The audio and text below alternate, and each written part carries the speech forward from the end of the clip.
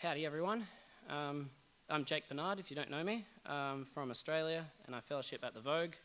I'd just like to let the other people know that weren't here earlier that despite my attire, there's no paddleboard racing today as far as I'm aware, so yeah. So what I want to get into straight away is if you can turn to the book of Job. I'll be starting at the start, but the title of my talk is The Heavens Declare the Glory of the Lord, or the Glory of God, and that's Psalm 19, verse 1. And I'll be talking a little bit about the stars, but they'll come a little bit later in the talk, but for now I'll just start in Job. And yeah, I have a fair bit of reading. I've kind of put it upon myself. It's not usually my style of talk, so bear with me. I've read the scriptures a fair few times just to, so I wouldn't be as eloquent as Greg was in Lee's skit a few days ago. So let's hope you guys can understand me, basically. And if I get nervous and mess up, well, you might all have to seek interpretation, so be it. Anyway, we'll start in Job 1:1. And there was a man in the land of Uz, whose name was Job, and that he was a perfect man, blameless and upright, and one that feared God and shunned evil. And there were born unto him 7 sons and 3 daughters. His substance also was 7,000 sheep, 3,000 camels, 500 oxen, 500 female donkeys, and a great household, so that this man was the greatest of all men in the east.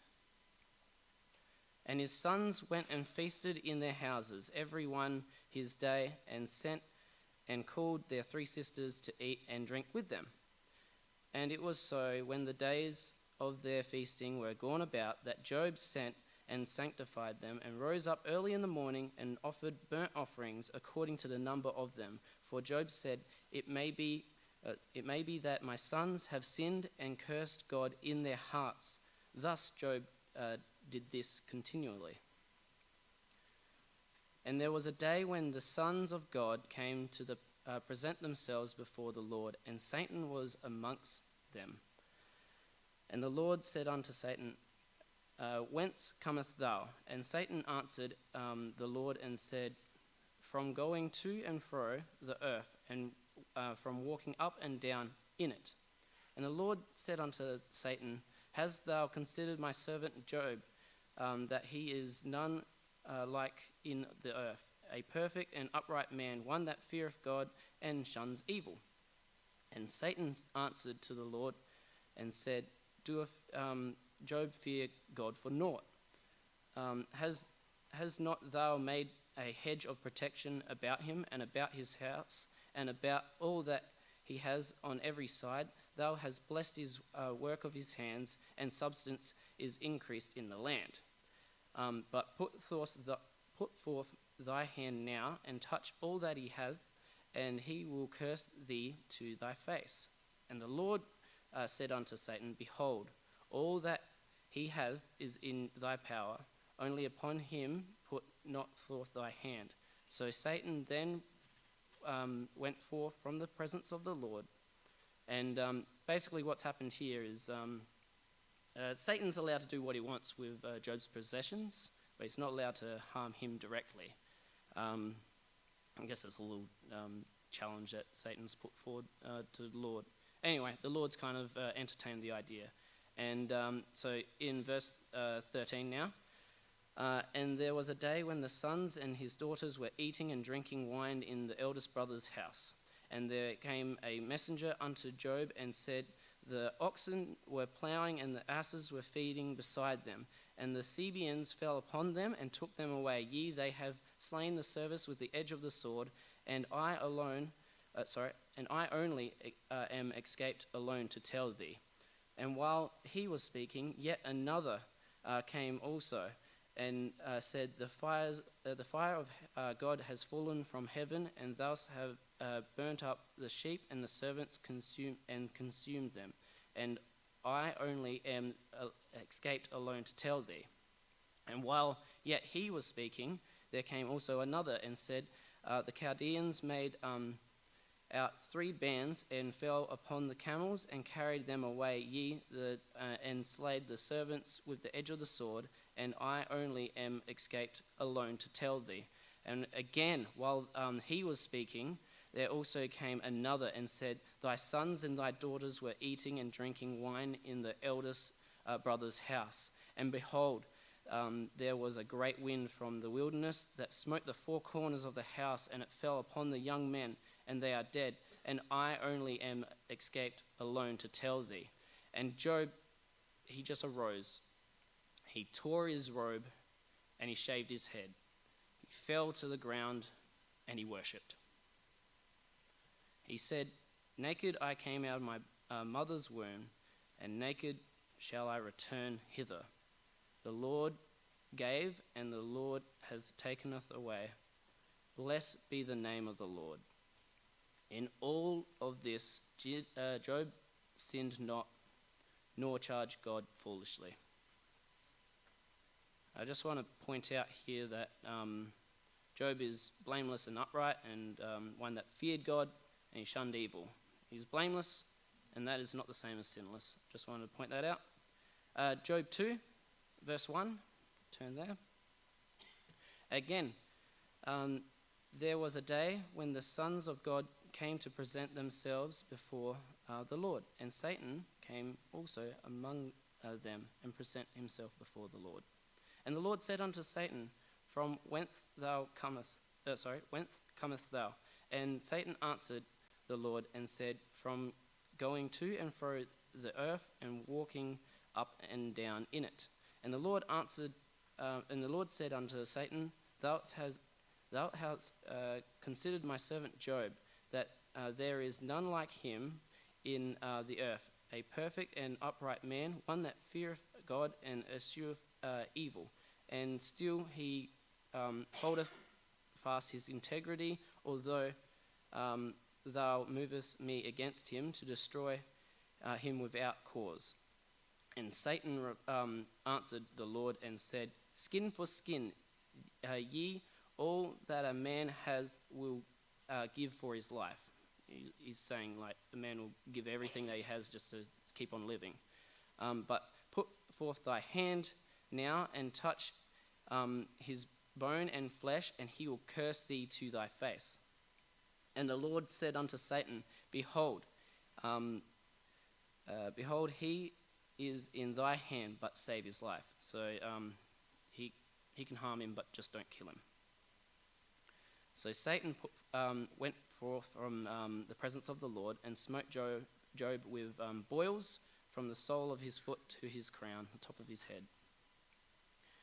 And he took a potsherd to scrape himself and sat down in amongst the ashes. Job's sitting there pretty defeated. And while he was there, then his wife came unto him, Doth thou still retain thy integrity? Curse God and die. That was what she had to say to him. But he replied to her, Thou speakest as one of the foolish women speaketh. What?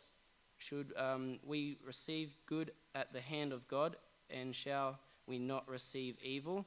In all this, Job did not sin with his lips. So then, basically, what happens from here is Job has 3 friends that heard about his situation, this disaster, and they traveled to come and see him. And it talks about in verse 13, chapter 2, they sat down with him for 7 days and 7 nights, and none spoke a word unto him, for they saw that his grief was very great. And just, actually, that should be fine. Chapter 3, just a bit of a summary. Job finally speaks, and what he has to say is basically chooses to curse his day of birth. And just an example I've picked out is Job 3, verse 5. Let darkness and the shadow of death stain it. Let a cloud dwell upon it, and let blackness of the day terrify it. Job also in this chapter was questioning, or in lots of the chapters, was questioning why he was suffering. He's just going through all sorts of thoughts and troubles. And the first friend, Eliphaz, he came to talk to Job. And he does this in chapter 4 and 5, and Job replies in 6 and 7. Then the next friend, just giving you a bit of an overall, the next friend then talks in 8, and Job replies in 9 and 10, and the third friend kind of talks to him in chapter 11, and Job replies in the next couple. But just reading out Job 4, verse 7 and 9, or 2:9, sorry. Consider now who being innocent has ever perished? Where were the upright ever destroyed? As I have observed, those who plough evil and those who sow trouble reap it. At the breath of God they perish, at the blast of his anger they are no more. And just to kind of condense that into a bit of a shorter sentence, Eliphaz is basically saying, you're not as righteous as you say you are, or as you think you are, and these troubles have basically hit you because you've got something going on in your life that you're not telling, basically. And the other friends start off nice also. They're encouraging at the start, and by the end they're quite blunt and arguably not friends. Anyway, so later there's a lot of, I suppose, heavy Old English sad poetry in amongst a lot of the middle chapters of Job. But and this is probably where my love for this story kind of jumped out from, I guess. Chapter 38 and chapter 39. It's thanks. Turn to chapter 38. There's through those two chapters, there's 77 rhetorical questions that the Lord he comes and asks Job all these questions, and they're there just to show his understanding, how infinite it is, his knowledge and power. And I'll just read out some now. And then the Lord answered Job out of the whirlwind and said, "Who is this that darkeneth the counsel by words without knowledge? Gird up thy loins like a man, for I will demand of thee, and answer thou me. Where was thou when I laid the foundations of the earth? Declare if thou have understanding." How's that for an opening line? He's had the worst, I don't know how long of duration, but he's in a real bad spot. The Lord's kind of come up here, gird up your loins like a man. Come on, what are you talking about? You have no knowledge. He's just kind of insulted him, I guess, in some lines, in some aspects. And I just find that kind of funny that he's the Lord hasn't given him more than he can bear. The Lord knows exactly how much he can bear. This man's bearing a lot, so which is really interesting in itself. But then throughout these questions, I just picked a few, and I chose 38, verse 41. If you want to quickly turn there, it doesn't matter if you don't. But it just says, "Who provideth for the raven his food? When his young cries unto God, they wander for the lack of meat." And it's just talking about the Lord. Like the Lord talks about all sorts of things. He talks about the ocean. He talks about the stars. He talks about the lion, all the animals. He talks about all vast things. And I just picked this one because it just reminds me of how the Lord doesn't allow a sparrow to hit the ground, like die, without him noticing. He sees everything. There's so the attention to detail is unparalleled. And and following that verse, I suppose, talking about the sparrows, it says that he knows the very number of hairs on your head, and they're all numbered, and that we are of much more value than sparrows, and he cares for them too. So that's the one. Now I'm going to jump to talking about the stars now.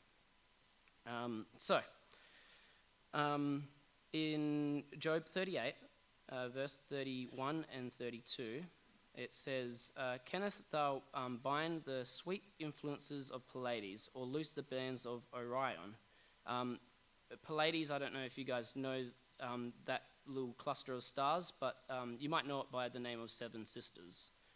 Small little cluster, quite bright, a little bit of a blue light, I think, from memory. Anyway, it's just interesting that we can look at some things and see it. I like it anyway. And then the following verse here is, "Canst thou bring forth Mazzaroth in his season, or canst thou guide Arcturus with his sons?" It's talking about, can you guide these stars into their spots, basically. And Arcturus is a star that's about 25 times bigger than our sun. And our sun's huge compared to what we got here on Earth. It makes us look minuscule, and this sun, or this star, towers over ours, and there's ones that tower over that. But again, I just find it interesting, all these stars and stuff. And all these questions, these rhetorical questions that Job couldn't answer any of them. All 77, he had no idea how to answer, which is fair enough, because they're there to just make a point. It was just to highlight God's infinite knowledge, his power, and the control he has, and just noticing. And I'm going to spoil, if anyone hasn't read Job, too bad I'm spoiling the ending. It's not a bad ending. It's Job gets all his losses restored, and he also ends up with twice as much as he had before, as in the possessions, and that's in Job 42 verse 10. And throughout all this, and him gaining all these possessions again and having everything restored unto him isn't really the point. That was just something that the Lord did out of grace. Job still did go through a roller coaster of emotions. He was, as close as, I suppose, if you weren't aiming for Jesus, Job's a pretty good pick out of the Bible characters that we see. But he still gets into a real bad state. I would argue suicidal at some points. And I'll read out some examples here, which is Job 3, verse 25. "For the thing that I feared, the thing that I greatly feared is come upon me, and that which I was afraid is come unto me, which long for death, but it cometh not, and I dig for it more than hid treasures, which rejoice exceedingly and are glad when they can find the grave." The guy just wanted to drop dead. It's really sad.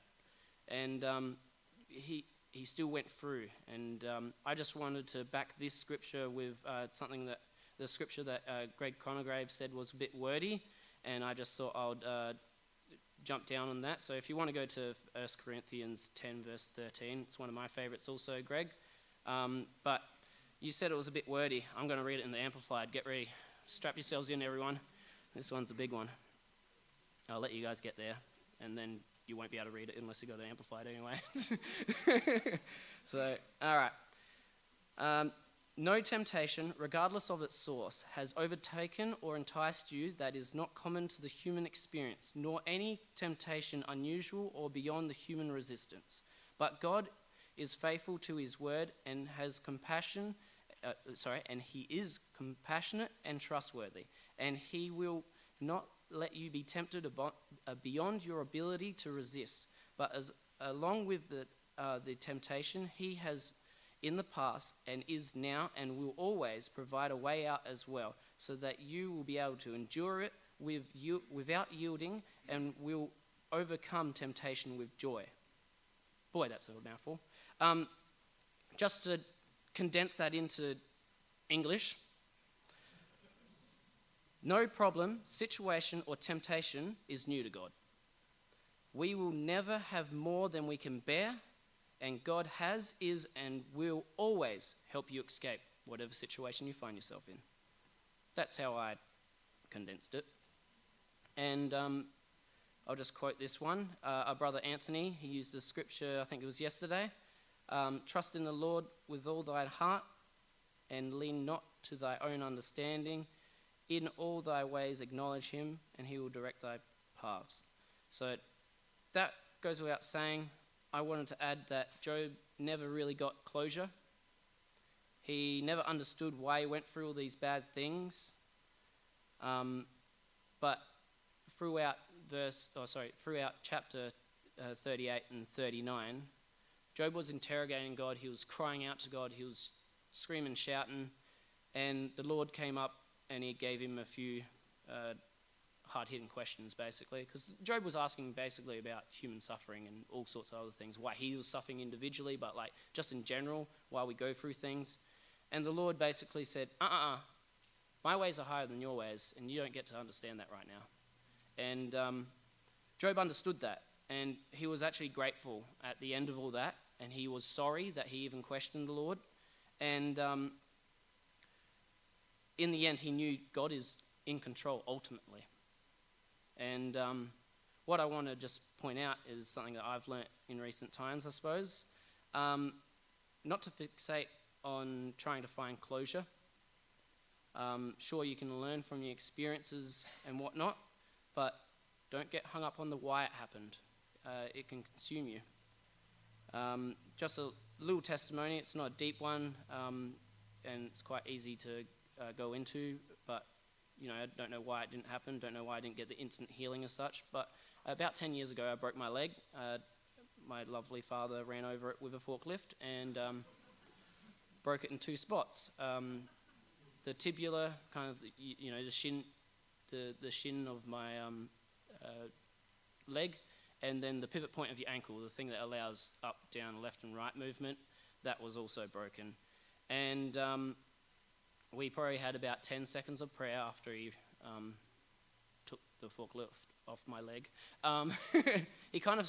He was quick to react after he ran over me, and he actually parked on it, so I actually, forward please, Dad. Anyway, we had about 10 seconds of prayer, and the reason why because it was on a work site, and we looked around, no cameras and no people, and Dad goes, what do we do? And I just looked at him and went, well, there's no one around, we can have some prayer. Like I said, about 10 seconds of prayer, and Dad goes, well, go on, give it a go. And I kind of got up, and I got up and kind of put all my weight on my broken leg, or suspected broken leg, I guess. And as I was transferring my weight over to it, it was like the leg didn't engage whatsoever. It was like meat. And eventually I transferred enough weight over to it where I could confirm it was broken. I looked at him and said, I'm not a doctor, but it's broken, Dad. And it was like a jolt of pain when I put too much weight on it. And I knew I couldn't walk on it. And I won't go into the details of it, but I had a major operation the following day. I have a rod from my knee to my ankle, and I have 5 pins, or had 5 pins in my ankle. One was removed. Doesn't matter. The point is 2.5 months of rehab, relaxation, and tons of bored, just being bored at home. I was excited to go to the shops in the end with Mum, get groceries. It was a long time at home, basically. My point is I had a lot of healing time, and then I didn't have the instant healing like we were hoping for, but it gave me a new perspective on life. I found the peace that passes all understanding.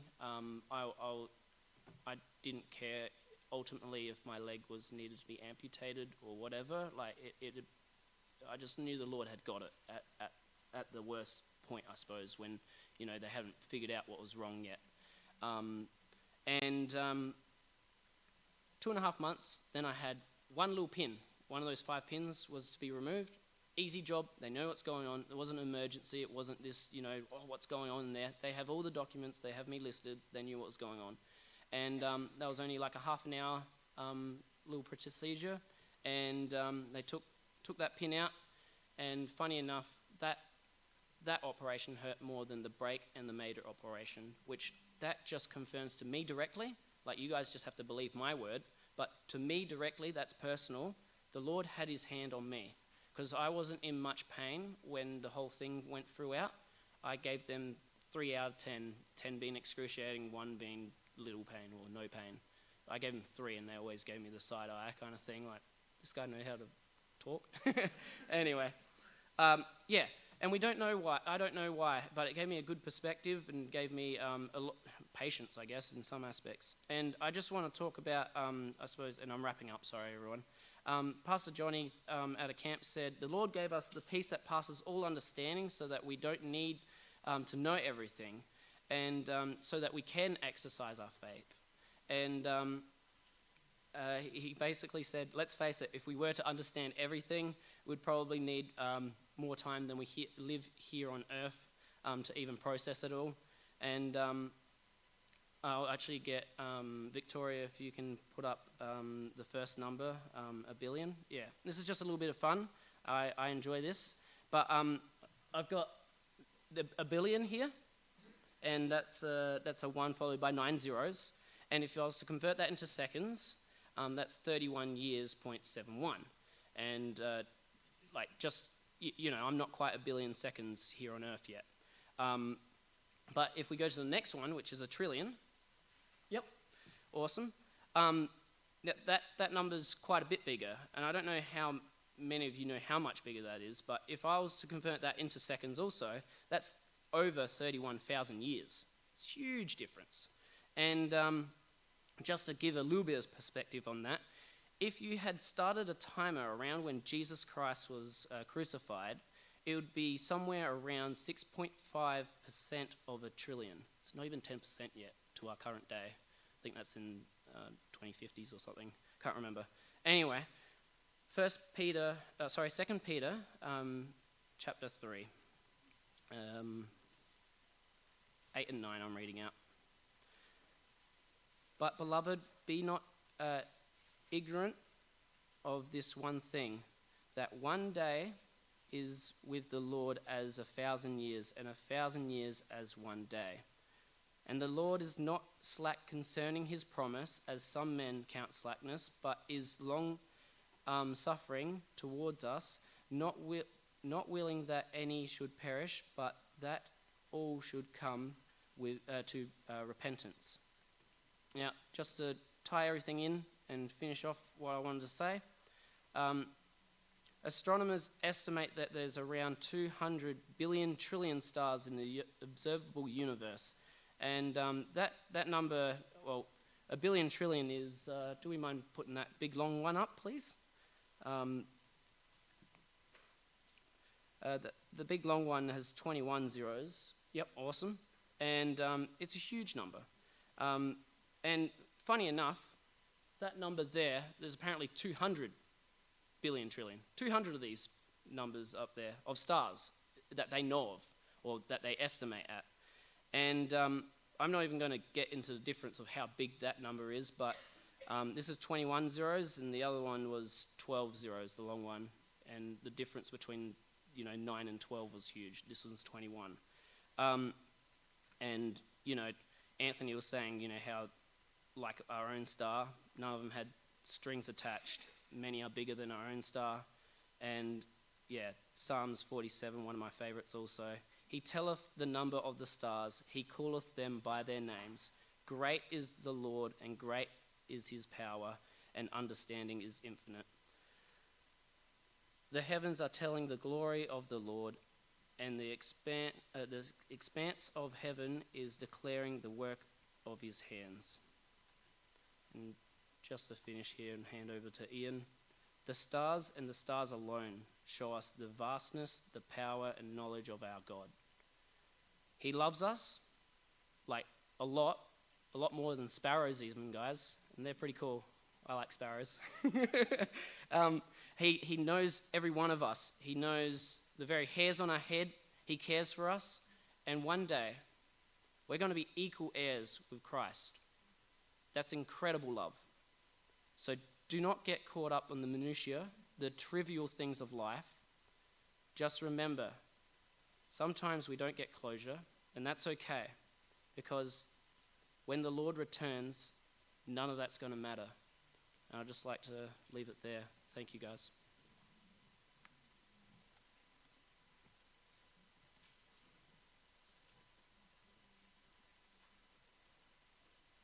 Is everybody still with me? Yes.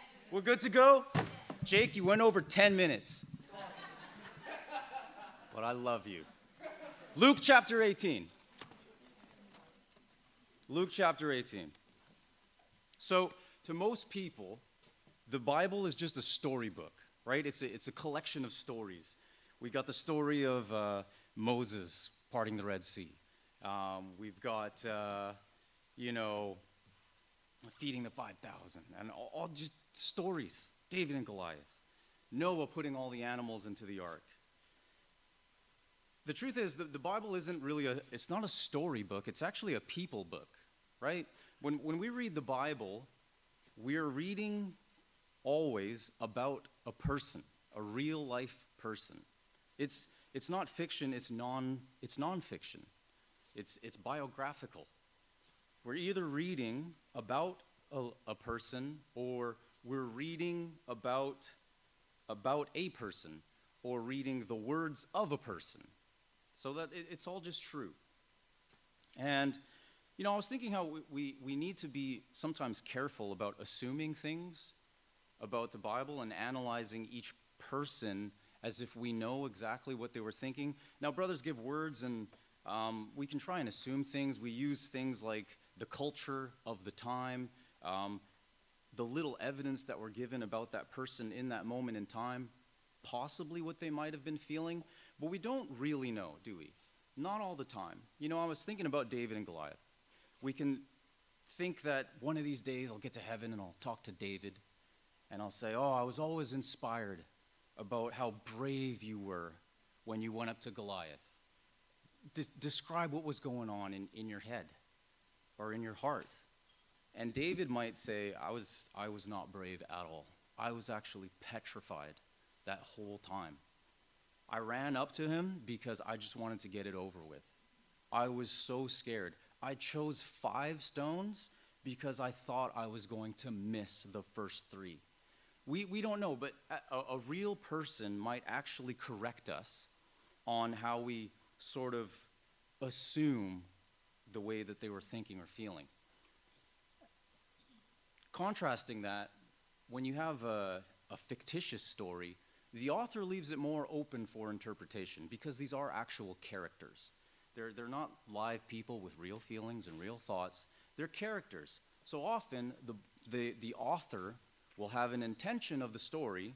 He'll place characters in it.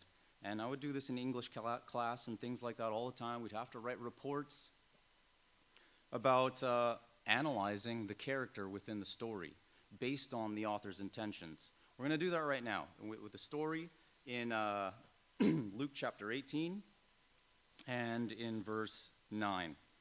And he spake this parable unto certain which trusted in themselves that they were righteous and despised others. 2 men went up into the temple to pray, the one a Pharisee and the other a publican. So this is a fictitious, made-up story by Jesus, and these are the introduction of his 2 characters. It's composed of 2 characters. They're not given any names. One's a Pharisee, the Pharisee, and one's a publican, the publican. Verse 11. The Pharisee stood and prayed thus with himself, God, I thank thee that I am not as other men are, extortioners, unjust, adulterers, or even as this publican. So the characters that Jesus chose, you couldn't get 2 more opposite ends of the spectrum. Pharisees were known for doing what was right. They would always wash their hands before they ate. They would clean their cups. And he goes to explain a little more about himself in verse 12. I fast twice in the week. I give tithes of all that I possess. And the publican, on the opposite end of the spectrum, had a reputation for being taking advantage. So they were tax collectors. They would take advantage of people who needed the money. They were known to be greedy and to use people up.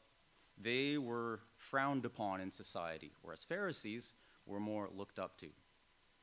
And so he thanked himself, this character, the publican, that he was not like, the Pharisee, that he was not like this publican. And so I started thinking about these 2 characters. Why a Pharisee? Why a publican? Verse 13, and the publican, standing afar off, would not lift up so much as his eyes unto heaven, but smote upon his breast, saying, God, be merciful to me, a sinner. Now, when I read stories about characters, I'm very visual, so I try and picture these people in my mind. I actually give them appearances and things that they're wearing. And when I read actions that they're specifically doing, I try and picture them. And I've always read this, and when it says, he smote upon his breast, saying, God, I was thinking of like Tarzan, right? King Kong. He's just smote upon his breast. That's what I thought. But the more that I analyzed the intentions of the author and the context of this, I started changing the way I thought about that visualization. It said that he would not so much as lift his eyes to heaven. So he would have to be looking down. He wouldn't lift up his eyes to heaven. I started doing this, and I went, this feels awkward. I don't think that this publican did this. And so I said, why two hands, Ian? Why? Maybe he just used one. Okay, which hand? The left hand or the right hand? And actually 90% of the population is right-handed and only 10% are left-handed. So the likelihood was that this character was right-handed. It just makes sense. It's the likelihood. Bowed his head, with his right hand possibly, just, God, be merciful to me, a sinner. Was he pointing to his heart? Was the point that Jesus was trying to make, that the difference between a Pharisee and this publican was that Pharisees always made judgments on the actions? Did you wash your hands? Did you clean the outside of the cup? Why are you picking corn on the Sabbath day? The actions, the actions, the actions. The audacity to point out the action of someone like Jesus, not knowing the heart. But the publican, he paid more attention to his own heart. My heart, my heart. In verse 14, I tell you, this man went down to his house justified rather than the other. For everyone that exalts himself shall be abased, and he that humbleth himself shall be exalted. He cared more about his own heart. And that's what I want to talk about. Now, I was examining two characters. I want to talk about two real people. When we go to Luke chapter 6, we'll go back a few pages. Luke chapter 6.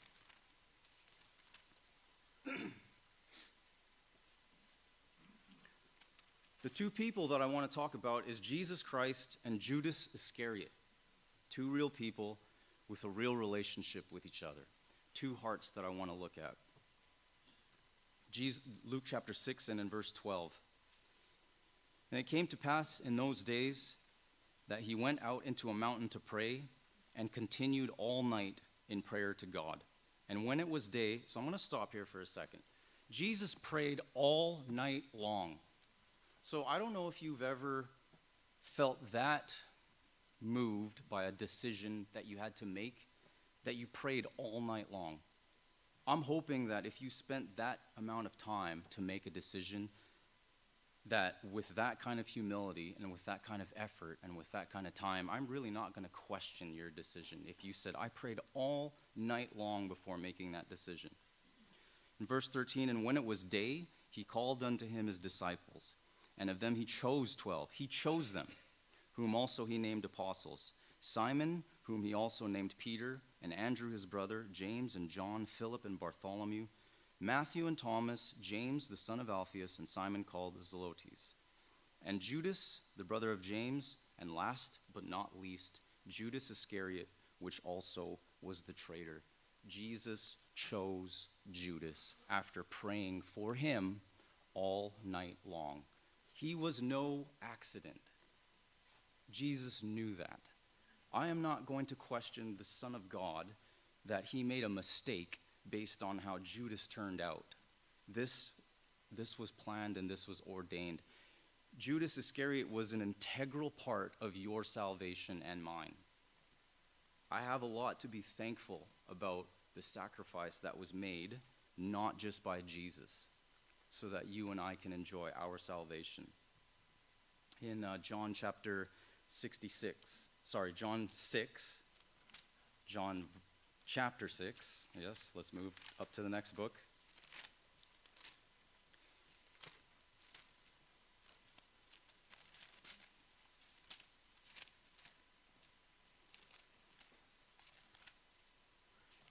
John chapter 6. And in verse, you're going to know this one, 66, right? I gave it away. From that time, many of his disciples went back and walked no more with him. Then said Jesus unto the 12, Will you also go away? Then Simon Peter answered him, Lord, to whom shall we go? Thou hast the words of eternal life, and we believe and are sure that thou art the Christ, the Son of the living God. Jesus answered them, Have not I chosen you 12, and one of you is a devil? He spake of Judas Iscariot, the son of Simon, for he it was that should betray him, being one of the 12. So I fully believe that Jesus knew that Judas would betray him before he even chose him. If we want to have a debate about, well, you don't really know that for sure because you're just trying to say you can't assume things about real people and their thought process, I would say, yes, that's true. So given some of the evidence, this is the first time that Jesus publicly admits that he knows that Judas will betray him. If we go back to verse 3 of John chapter 6, Jesus went up into the mountain, and there he sat with his disciples. The Passover, a feast of the Jews, was nigh. So John of the Gospels, Matthew, Mark, Luke, John is the most chronologically written compared to the other three. So we have specific dates that run throughout it.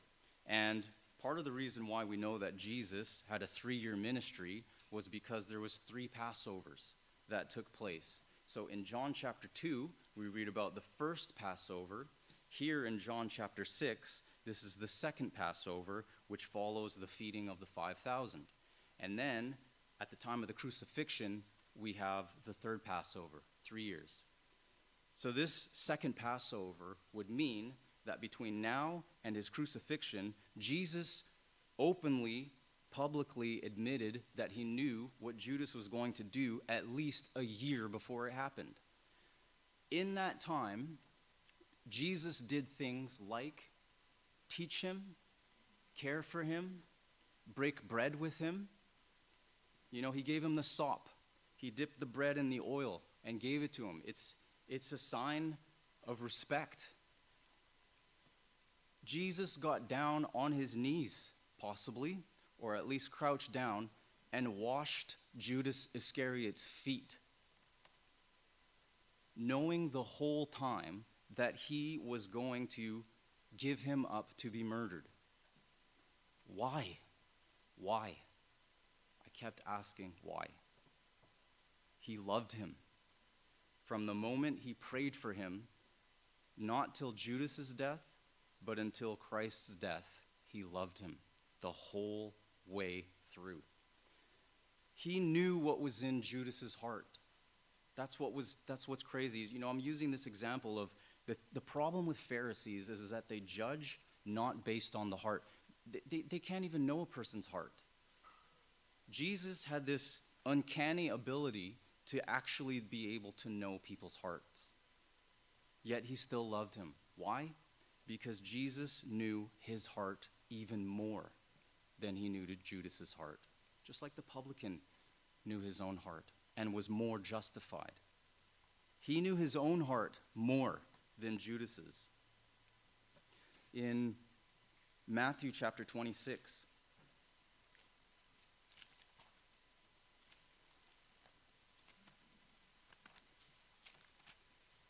Matthew chapter 26. He knew the whole time.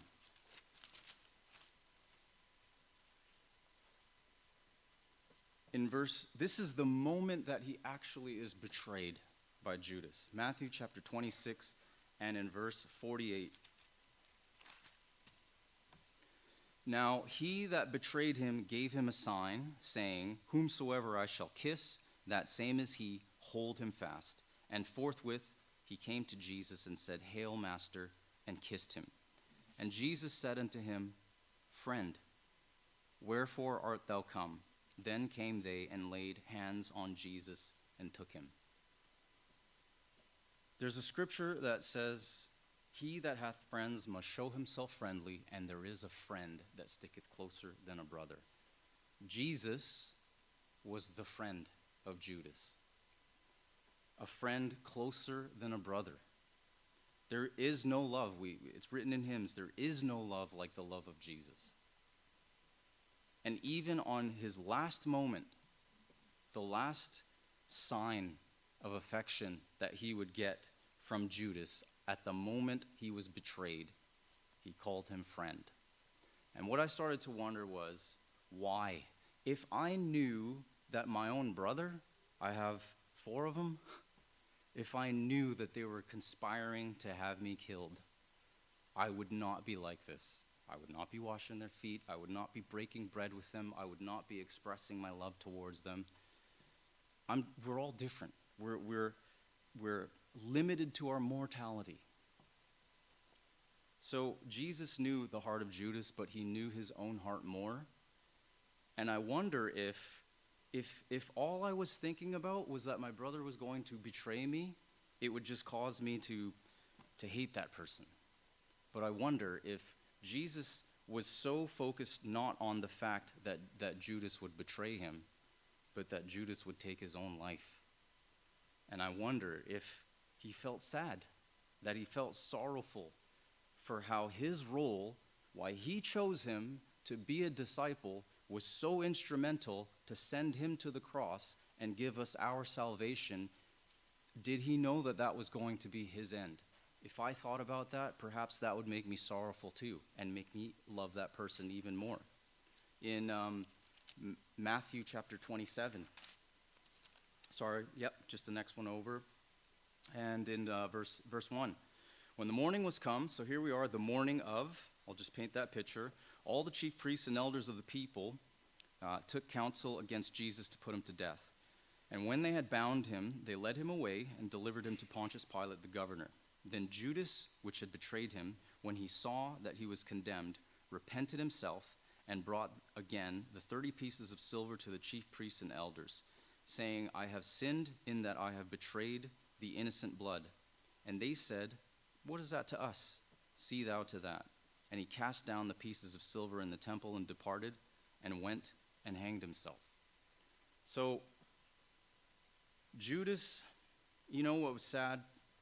Because I was looking into all these things about, based on the culture and the time, the Jewish culture and things like that. I was curious about what are the possible ages that the disciples would have been. And it is said that many of them could have been between the ages of 15 to 20. He was just a kid, and he saw an opportunity to get 30 pieces of silver. And when he realized what he had done, he felt so guilty that was his end. And he was hours away from seeing the fulfillment of why Jesus chose him. It is so sad that he was hours away to finding out why he was chosen. What did Jesus see in his heart? What was the potential that was there? That's revealed in Matthew chapter 27. Let's keep going in verse 45. Verse 45. Now from the 6th hour, so again, it was the morning, that morning, we'll say around 9 a.m.-ish, because these are all the estimates of time, the 3rd hour, okay? The 6th hour is noon. Now from the 6th hour there was darkness all over the land unto the 9th hour. And about the 9th hour Jesus cried with a loud voice, saying, Eli, Eli, lama sabachthani, that is to say, my God, why hast thou forsaken me? Some of them stood there when they heard this, said, This man calleth for Elias. And straightway one of them ran, took a sponge and filled it with the vinegar, put it on a reed, and gave him to drink. The rest said, Let us see whether Elias will come to save him. Jesus, when he had cried again with a loud voice, yielded up the ghost at the 9th hour. Judas possibly was 6 hours away from seeing the fulfillment of why Jesus prayed for and chose him and loved him and broke bread with him. Because on that moment when Christ was hanging on the cross, that was where Judas should have been. So he takes his own life, and this is the sad reality of it, was because all he could see was the guilt of what he had done instead of seeing the grace of the Lord Jesus Christ. That was the fulfillment of his role as a disciple. That was what Christ wanted Judas to see within his own heart of why Jesus kept him, of what was going on within the heart of Jesus, to know his own heart, then to know Judas's heart. Because at that moment, and it's only in the book of Luke, I'll just quote it, chapter 23, verse 34, "Then said Jesus, 'Father, forgive them, for they know not what they do.'" At that time, when he said those words, all the Romans and all the Jews and everyone there was forgiven. This is the fulfillment of me hanging on the cross. It was at that moment that Judas should have been there to look at Jesus saying, "Forgive him." And at that moment, Judas could have bowed his head and said, my heart, what have I done?" And he would have been forgiven. And that would have been the happy ending to the mistake that he made, and how he repented, and how the Lord forgave him, and how he would have received his salvation. And this is all of our stories. The Lord has called all of us in. He loved even Judas Iscariot. How much more will he love all of us, his sheep? So know your own heart. And if you are struggling with things within your own heart, then start thinking about the heart of Jesus and what he sees through his heart. So those are the thoughts. We'll praise the Lord. We'll leave things there. We'll go straight over